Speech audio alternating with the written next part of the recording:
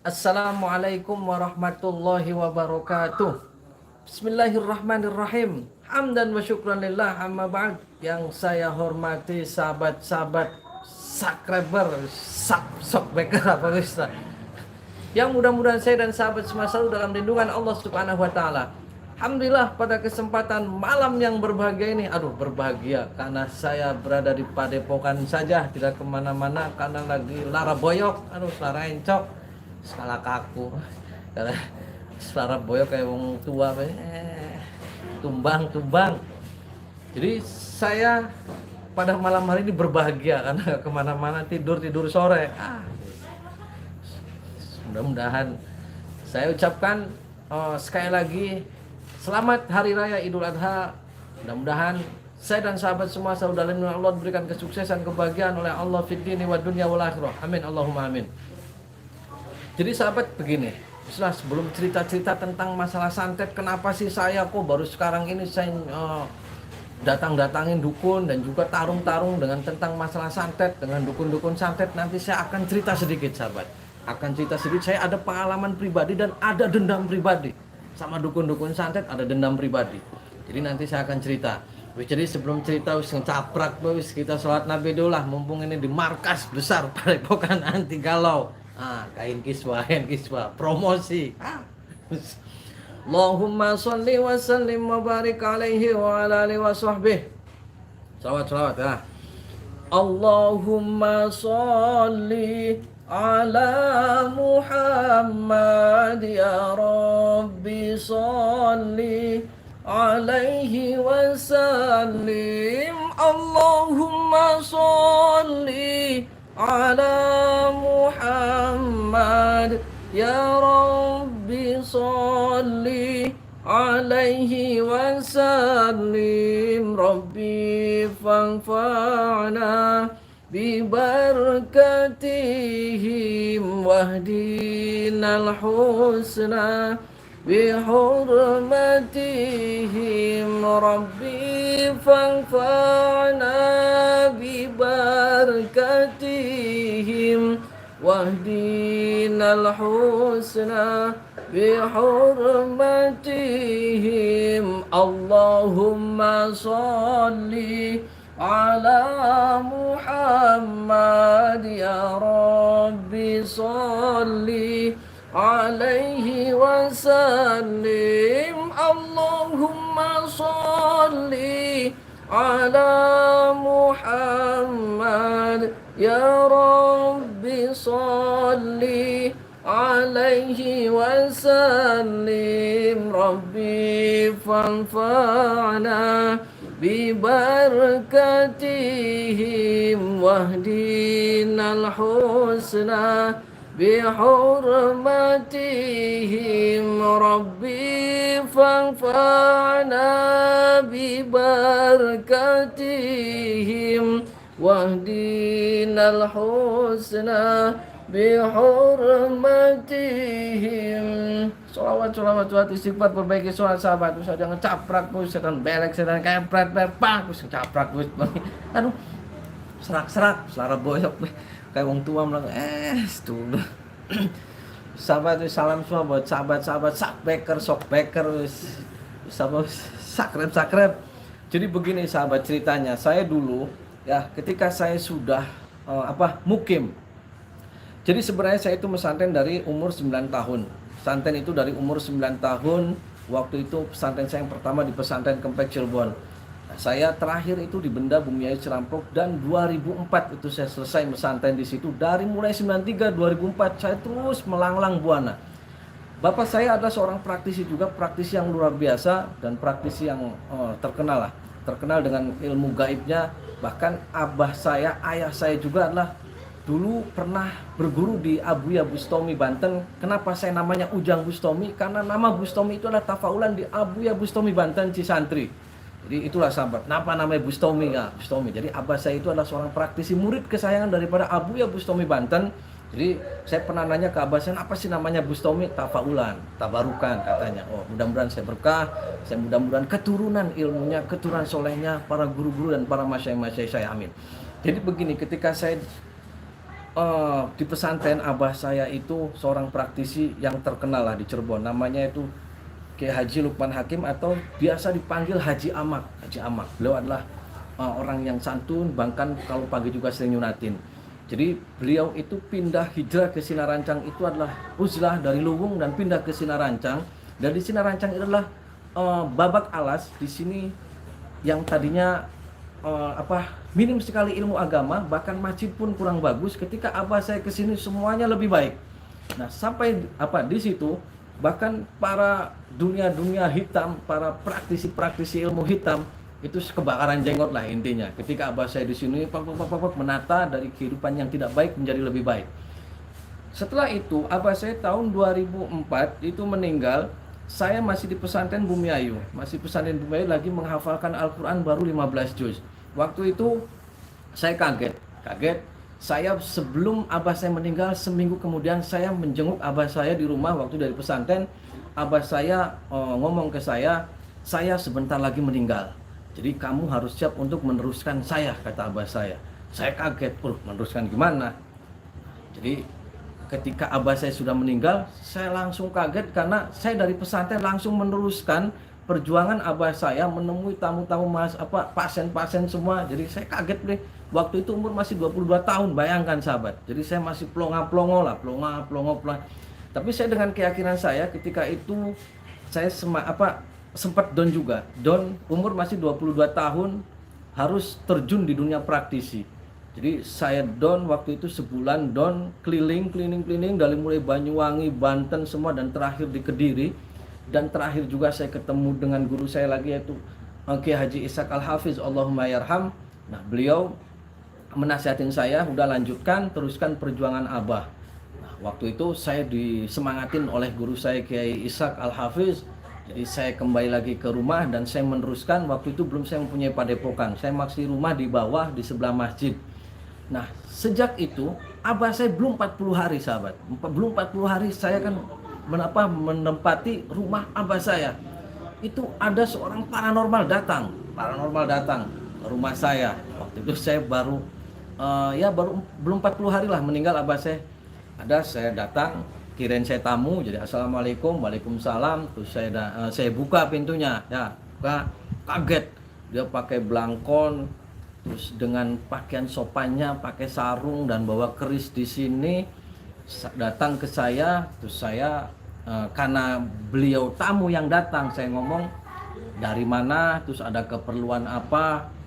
Beliau dengan santunnya, dengan ngomongnya seperti ini, saya nggak perlu tahu. Saya tahu abah Anda telah meninggal. Jadi begini, saya pengen kamu itu akan menemui juga abah kamu. Maksudnya nyusul. Kamu juga tidak lama lagi, seminggu lagi akan mati. Saya kaget. Kenapa orang ngamu langsung seminggu lagi kamu mati? Terus maksudnya gimana?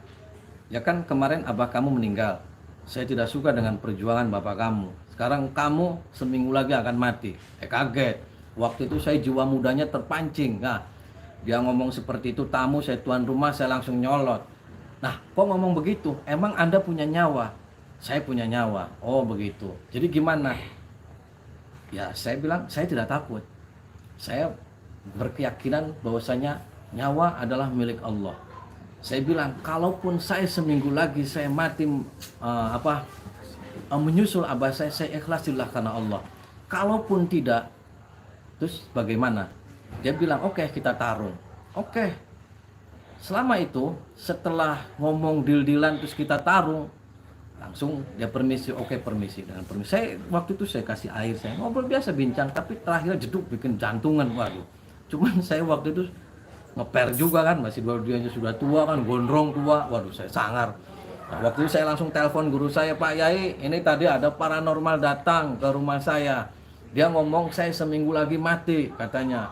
Mau menyusul abah saya yang sudah meninggal. Terus gimana Pak Yai? Kata Pak Yai, terus kamu jawab apa? Saya bilang, oke, saya layanin. Pak Yai malah ketawa, bagus katanya, lawan. Nah, saya waktu itu pas malam pertama dia waktu datang, ingat saja jam 4 sore. Pak Yai saya bilang, kamu tunggu nanti malam jam 1 malam pasti akan datang di depan rumah. Saya kan waktu itu nggak percaya lah. Pak Yai ngomong seperti itu. Tapi saya tungguin saja, saya tungguin di rumah, tungguin. Ternyata benar sahabat, jam 1 malam datang di rumah saya. Dia dengan gagahnya bawa tasbih, bawa menyan, bawa keris. Terus di depan rumah saya, pas di depan dia bawa, langsung sila begini. Head to head. Karena saya kalau di Facebook kan jarak berapa meter, itu paling ada saya kehalang kaca saja sama tembok. Saya intip, aduh ya sudah ada. Saya telepon pagi-pagi, benar sudah ada, udah kamu wudhu, hajar lagi. Waktu itu dia begini. Saya langsung ambil air wudhu, saya sholat, saya hadapin lagi menghadap ke sana. Saya serang lagi begini, serang. Nah, pas setengah jam kemudian ada suara ledakan, depan saya. Apa yang terjadi di depan saya ini? Ada pecahan kaca, pecahan silet, ada jarum pentul ngeler di depan. Ada jarak berapa lah, 2 kilan ngeler di situ. Karena waktu itu saya digelapin, begitu dinyalain lampunya ternyata ya pecahan-pecahan itu dengan suara ledakan di depan saya, ternyata itu yang meledak di depan saya adalah pecahan-pecahan beling, kaca sampai jarum pentul semuanya lah. Waktu itu ketika ledakan itu sudah, dia pergi. Itu hari pertama. Hari kedua, malam kedua pun dia sama sahabat. Nah pas malam ketiga saya lupa, waktu itu saya dari Jakarta, saya ketiduran. Dari Jakarta kan mopo, nah, setengah 9 nyampe rumah, setengah 9 langsung tidur di kasur. Saya lagi tidur dilempar itu sahabat, dengan jinnya dia ceduk, saya dilempar sampai mental ke tembok. Saya sampai ininya geseng, saya langsung ke kaca, langsung kan benjuk. Ternyata saya intip lagi, dia sudah ada di depan rumah lagi. Waduh, saya ingat, langsung saya ambil wudhu lagi, perang lagi. Apa yang terjadi, jeduk barat gitu lagi. Terus. Nah pas malam yang ketujuh sahabat, dia itu saya lihat pas persis banget, dia menyalakan pentol korek, pakainya korek terus ada pentolnya, jegres. Dia nggak tahu megang apa medianya, dia diginiin terus nyala. Ya begitu nyala, dia cuma ditiupin aja, pup. Itu yang tadinya api kecil di depan dia duduk, puk, sampai mau menghajar ke saya, karena ada tembok pembatas. Begitu di tembok pembatas udah sebola gini, mundur lagi si api, tek, langsung naik ke atas genteng, cus, ledakan, der. Begitu saya ditengok di belakang rumah, ternyata pohon kelapa saya yang terbakar sahabat. Aduh, begitu pohon kelapa saya terbakar, saya telepon lagi Pak Yai, ini pohon kelapa kebakar. Apa yang dijawab Pak Yai saya, guru saya? Malah ketawa, udah tungguin lagi aja. Kenapa Pak Yai? 3 hari lagi bakal ada yang meninggal. Waduh, saya kaget, ada yang meninggal. Siapa Pak Yai? Saya apa dia? Udah nanti 3 hari ada yang mati. Ternyata apa sahabat? 3 hari lagi saya mendapat kabar dianya sudah terkapar di rumah sakit.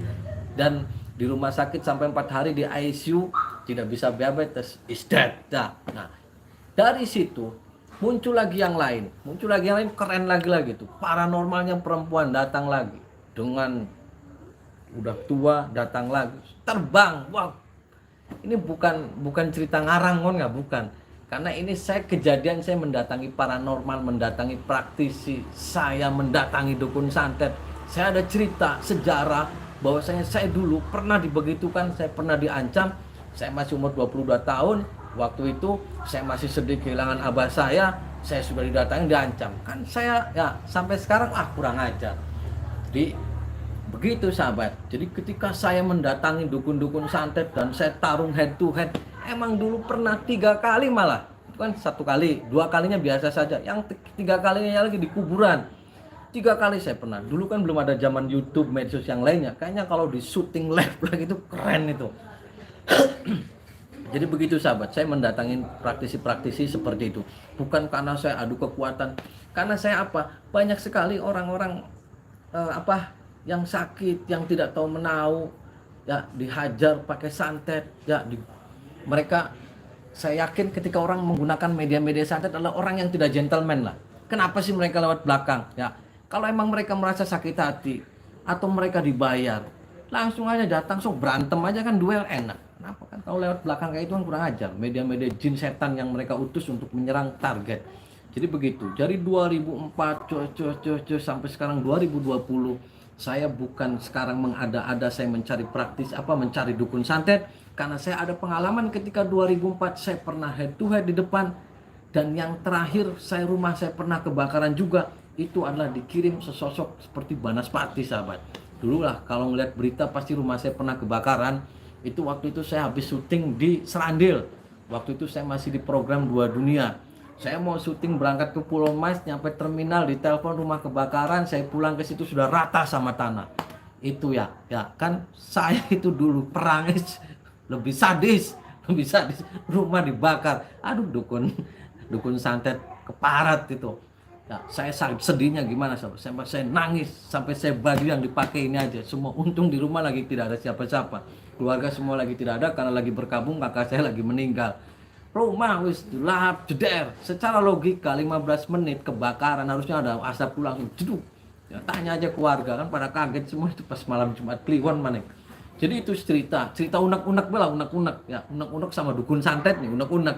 Jadi dari dulu saya sudah begitu dan saya semua lagi target. Jadi ada dendam pribadi, kenapa sih kok nyerang saya gitu? Kenapa sih rumah saya sampai dibakar? Kenapa sih sampai datang ke rumah saya mati seminggu? Kenapa?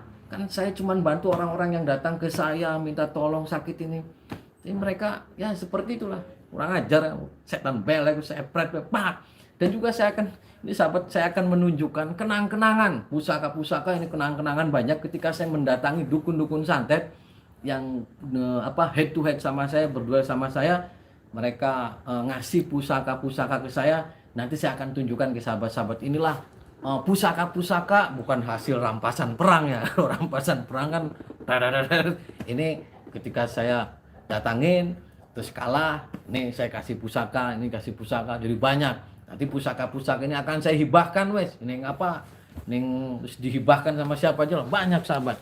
Kan saya juga sudah punya pusaka, ini pusaka-pusakanya nih. Wah, nanti akan saya jejerin lagi nih. Dan sahabat nih, pusaka-pusakanya.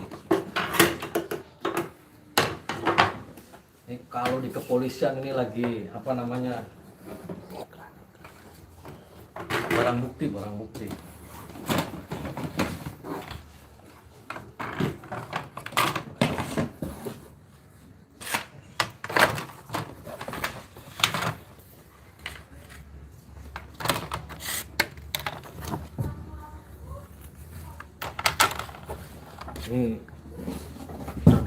Ini banyak sahabat, ini kalau saya kumpulin sekitar ya ada hampir 900 pusaka. Ini diantara dari praktisi-praktisi yang saya datangi dan dukun-dukun santet yang saya datangi. Dan ini sih sebenarnya bagus sahabat. Ini ada bagus keren.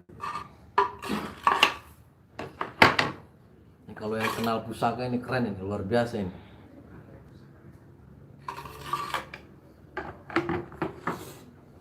Ini juga ya.